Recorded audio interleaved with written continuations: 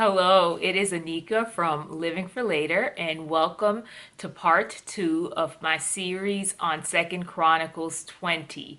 You can go ahead and click on the link in the description box where I cover part 1, and that was verses 1 through 4, and it was just simply addressing the thought, what do you do with your fear? So today we're going to focus on Second Chronicles 5 verses 5 through 12 and just expounding on this thought, rehearsing God's resume. So let's go ahead and jump right into it.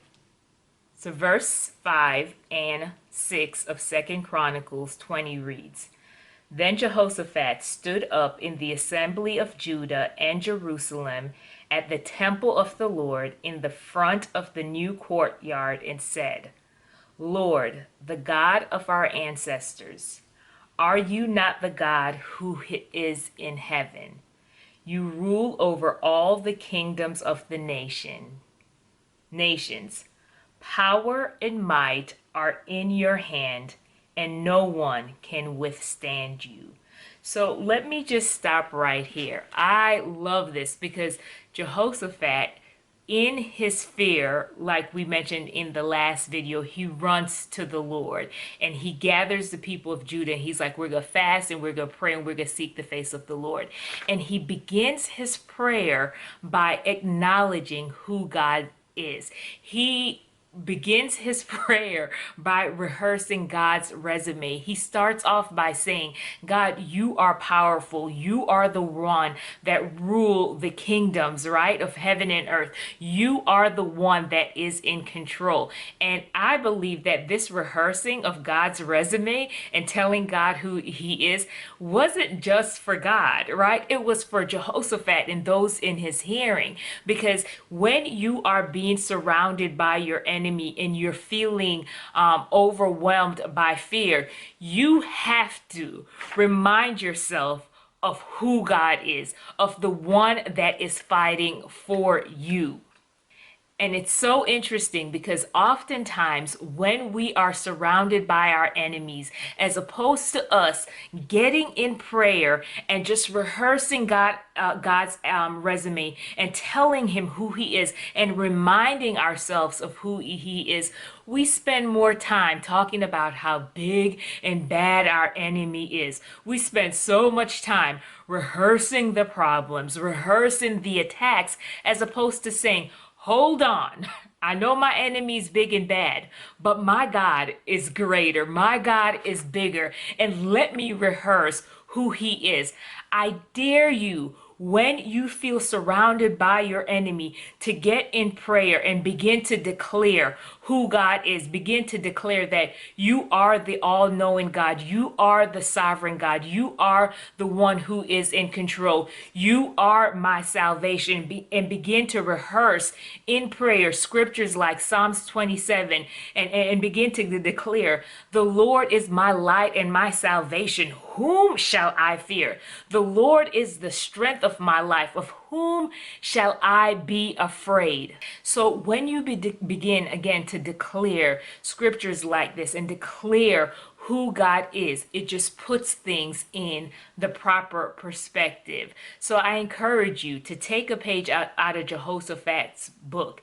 If you are going through a season where you're feeling attacked by the enemy and you're feeling afraid, begin to remind yourself in prayer of who God is. It is definitely a game changer. So let's go on and continue to read what Jehoshaphat says in this prayer. He then says in verse 7, Our God, did you not drive out the inhabitants of this land before your people Israel and give it forever to the descendants of Abraham, your friend? So then he goes into history lesson, right? He's like reminded God of, when you delivered your people from slavery and you brought them into the promised land, you drove out the inhabitants. And I love this because Jehoshaphat obviously knew of what God had done in the past. And I know sometimes I am in prayer and I am facing all these attacks and I have to remind myself of how God came through in the past. Sometimes I'm rehearsing rehearsing stories from the Bible that I read, which is why it's so important to get in the Word, right? Because you hear of God delivering His people, and you're like, wait a minute, if you did it before, you can do it again. And if you did it for them, you can do it for me, because you're no respecters of persons. So I begin to remind myself of different stories in the Bible of how God came through, right? And not only of stories in the Bible, but I sometimes begin to rehearse my own history with God and how God came through on my behalf. I begin to rehearse my own personal testimonies of what He did in the past. And that gives me like just such a I guess, faith injection to say, again, God, if you did it before, I know your history. I know of what you can do. So I'm going to come in prayer, and prayer helps to remind me of these things. So then he goes on some more with the history lesson.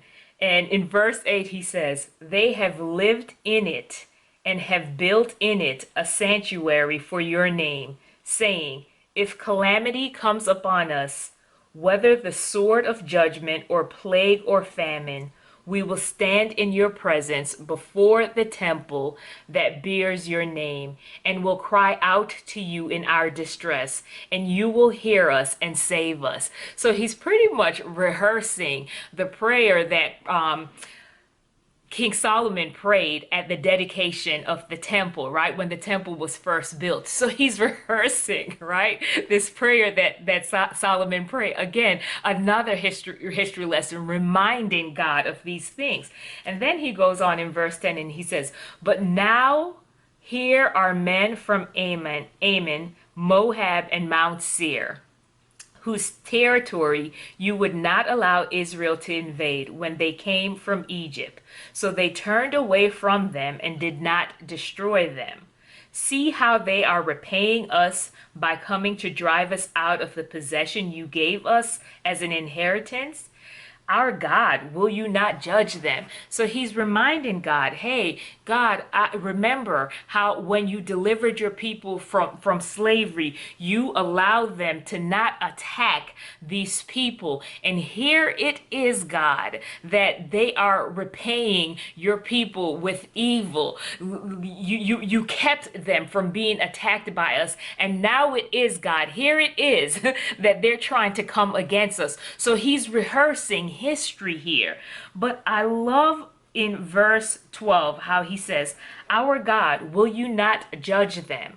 For we have no power to face this vast army that is attacking us. And this is so powerful to me. Listen to what he says. We do not know what to do, but our eyes are on you. I love the vulnerability of Jehoshaphat in this part of his prayer. He admits, God, I don't know what to do. We don't know what to do. God, we're feeling overwhelmed. We have no strength to fight this army. But God, even though we don't know what to do, our eyes are set on you, the one who we know is in control, the one who we know is all-knowing and who has the answer to what we should do concerning all of this. This is amazing. The question is, what do you do when you don't know what to do? Where do you set your gaze? Are you looking to everyone else to give you the answer, or are you shifting your gaze on God and saying, I don't know what to do, but God, I'm not going to cause my eyes to drift to anything else. I'm not looking to anything else for the answer. I'm not even looking inward, trying to figure this out in my own strength, because God, I just don't know what to do, but I'm going to keep locked in on you.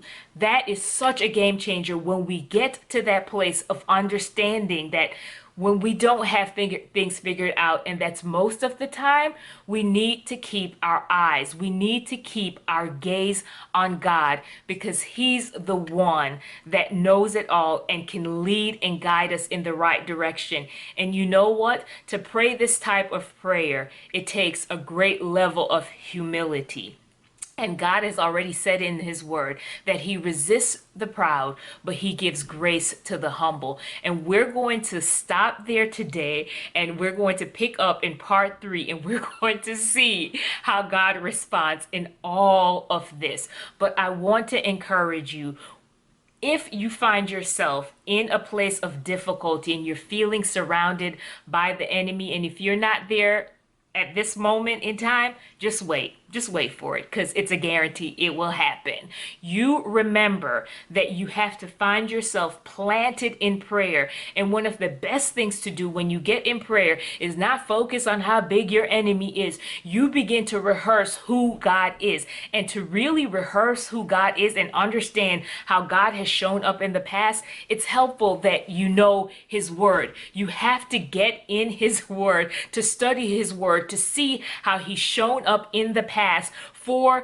his people. And if you're his child, again, he can do the same for you. So find yourself rehearsing the history, rehearsing God's resume. And one of the best ways to know it is to get into studying his word, and also admitting that you don't know what you're doing, but to keep your gaze on God. Again, it makes a huge difference. All right, I'm going to end there for today. You be blessed.